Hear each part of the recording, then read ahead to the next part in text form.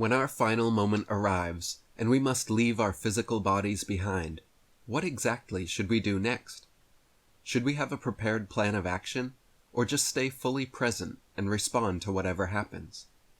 The Tibetan Book of the Dead emphasizes the importance of maintaining a meditative, undisturbed, pure state of consciousness, free from desires and attachments to the material world. But it would also seem that having certain intentions and convictions are necessary to avoid being impotently swept along by the experience.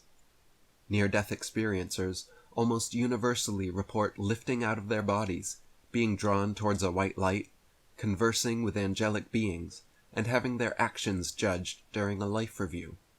But if we refuse to enter the light, reject meeting with angels, and repudiate their judgment and life review, then what should we do instead? The Gnostic Apocryphon of John states, "Lord, what of the souls of the people who do not know whose people they are? Where do they go?" He responded, "In those people the artificial spirit has grown strong, and they have gone astray. Their souls are burdened, drawn to wickedness, and cast into forgetfulness. When they come forth from the body, such a soul is given over to the powers created by the rulers, bound in chains, and cast into prison again. Around and around it goes, until it manages to become free from forgetfulness through knowledge, and so, eventually, it becomes perfect and is saved." If the Gnostics and Cathars were right about this world being the sole recycling farm of an evil demiurge and his archon minions, then refusing to be recycled and escaping this prison existence is paramount. The Apocryphon of John recommends to become free from forgetfulness through knowledge, and the knowledge we need pertains to liberation of the spirit. In The Forbidden Religion, Jose Aragon wrote, "If man were only a body and a soul, if those two entities created by the demiurge were the only things that man were made from, of course there would never be any rebellion at all. Nothing created rebels against its creator.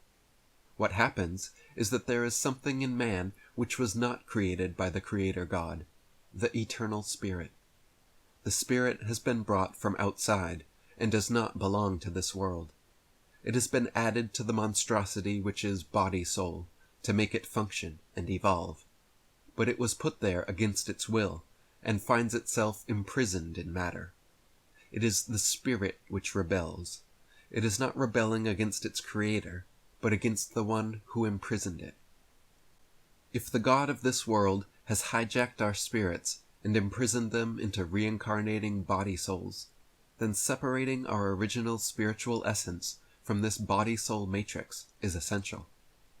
If it's true that our spirits come from the one true, unknowable God and a heavenly home in the Pleroma, then we should set our intent and hold a solid conviction to return there.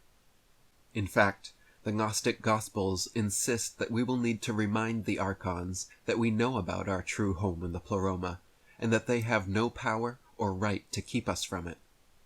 The Gnostic scholar Elaine Pagels recommends performing an initiation ceremony where we admit that previously we had adored and served the demiurge, who we mistakenly confused with the one true God. But now we no longer recognize his authority, and declare independence from him and his creation. By means of such an initiation, she suggests we can intentionally separate our true spiritual selves from the God of this world and his body-soul construct. An example declaration might be, "I intend to separate myself from the creator of this material world. I want to separate myself from both body and soul. I wish to reunite with my true spiritual essence, to be my spirit, and for my spirit to be liberated. The only power you have over me is the power I give away, and recognizing this, I resolve to be my own authority, and stand in my own power, as the sovereign being I have always been." Jose Aragon wrote, "With what we have said up to now, we are in a position to reply to the three fundamental questions that man rarely ever asks himself in life. These three questions are, who am I? Why am I here? What must I do in this life? Who am I? I am an uncreated and eternal spirit, chained up in the created and ephemeral body-soul, imprisoned in matter. Why am I here? I am here to be used as a lab animal in a crazy, insane experiment conceived by an inferior god. This plan requires an eternal spirit to be imprisoned in order to use its antimatter power to impel the evolution of this impure and mortal monstrosity called body-soul. The power of a spirit is essential so that man can at some point achieve the final objective for which he has been created, his transformation into the demiurge. What must I do in this life? I must wake up. I must become aware of my real situation and find a way out. Then I must liberate myself and escape from this prison. Many religions and New Age spiritual systems talk about union with God, or becoming one with God, and hold a general belief about merging themselves with God after death. They often speak about a fusion of individual consciousness with the one consciousness as the pinnacle of all achievements. But is losing our individuality to merge into a collective superbeing really a goal worth striving for? What if this is actually the final trick of the demiurge? Traumatizing our eternal spirits by recycling us through a prison existence until we willingly wish to relinquish our identity and become one with the warden. Angeliki Agnostou wrote, "With every new incarnation, the spiritual part gets more and more poisoned from the clay of dense matter. What will a human finally reach after these thousands of reincarnations? It is not ascension, as they claim, but total spiritual death, inside the clever body of a bio-robot." Rather than the traditional conception of old souls being those that have accumulated significant wisdom after successive reincarnations, it's possible that old souls are really just the most traumatized and primed for their fusion with the demiurge. Personally, I have no desire to merge my consciousness with anything else. I enjoy my individuality and wish to continue experiencing my own internal world.